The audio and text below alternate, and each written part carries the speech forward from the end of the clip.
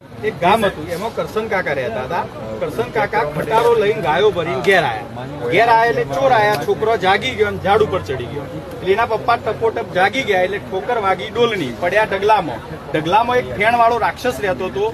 એનો એવો શ્રાપ હતો માથામાં વાગે તો જ મરે. એટલે કરશન કાકાએ તલવારથી કાપી નાખ્યો તોય જીવતો છે. એમના પાછળ પડ્યો એટલે કરશન કાકા ચડી ગયા થોબલા ઉપરથી એમના છોકરો જે ચડે તે દડા મારવા માંડ્યા. એટલે માથામાં વાગ્યું એટલે પેલો રાક્ષસ મરી ગયો.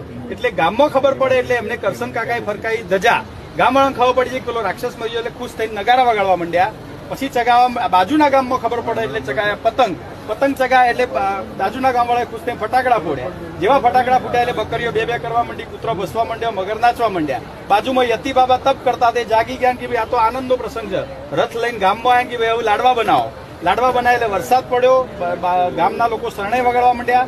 નાના છોકરા સટકોણ આકાટી છત્રી લઈને ફરવા માંડ્યા. સસલો કૂદવા માંડ્યો, હરણ નાચવા માંડ્યા. ખેડૂતો હળ લઈને ખેતરમાં ગયા અને ક્ષત્રિયોએ યજ્ઞ કર્યો. વાહ.